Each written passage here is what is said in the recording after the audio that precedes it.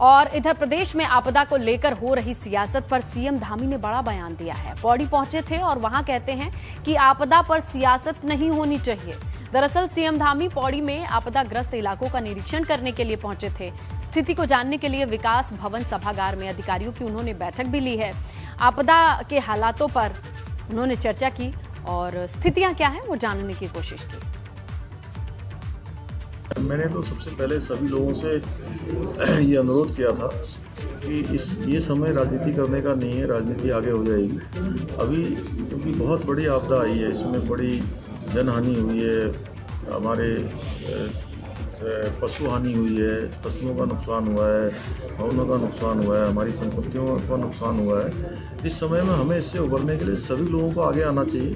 राजनीति नहीं करनी चाहिए, पक्ष हो विपक्ष हो, हमारे सामाजिक संगठन है, सब लोग मिलकर हम लोग जो है लड़ेंगे। अभी हमें सबसे पहले उत्तराखंड के लोगों को इससे उभारना है।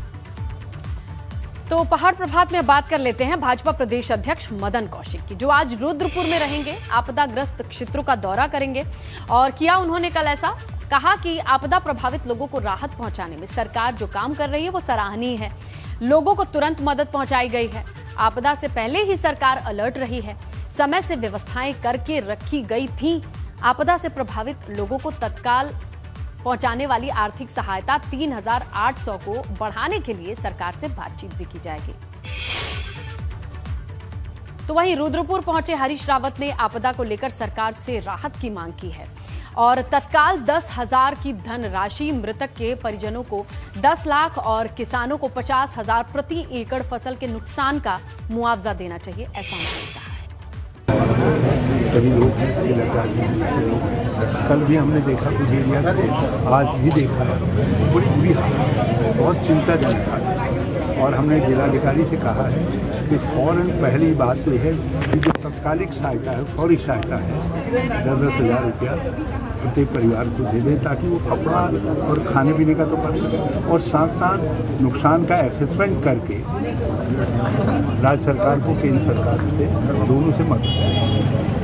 और तीसरी बात जो है, जो बहुत आवश्यक है कि बीमारियां न फैलें, इसलिए सफाई, पानी और मेडिकल किट्स जो है उन एरियाज में होनी चाहिए और सब लोगों को ऐसी स्थितियों से कैसे निपटा जाता है उसकी शिक्षा दी जानी चाहिए। इधर ऋषिकेश से बड़ी खबर मिल रही है। चंबा राष्ट्रीय राजमार्ग 94 के पास नगड़ी के पास बंद हुआ है, ये खबर है। भारी मलबा और पत्थर के आने के बाद इस हाईवे को बंद करना पड़ा है। वाहनों की लंबी कतार भी देखी जा रही है, यानी कुल मिला के ब्लॉक चल रहा है ये हाईवे 94 बताया जा रहा है। पानी, मलबा, पत्थर की वजह से इस पूरे हाईवे के बंद होने की खबर है।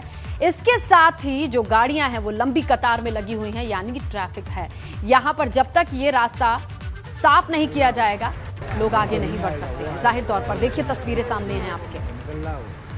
तो पत्थर और मलबा आने के बाद हाईवे 94 है जिसे बंद किया गया है। भूस्खलन से लोगों की परेशानी कितनी बढ़ गई है इसका अंदाजा आप लगा सकते हैं इन तस्वीरों से। बारिश के बाद भूस्खलन की परेशानी भी, पहाड़ों की मुश्किलें कम होती दिखाई नहीं दे रही हैं। रास्ते अब रिस्की हो चुके हैं। इन रास्तों पर पत्थर और मलबा आने के बाद कैसी कंडीशन है ये आपके सामने है। दोनों तरफ गाड़ियों की लंबी लंबी लाइन है। आगे बढ़ने के लिए इंतजार करना होगा जब तक ये मलबा साफ नहीं कर दिया जाता है, तब जाकर ये हाईवे सुचारू होगा।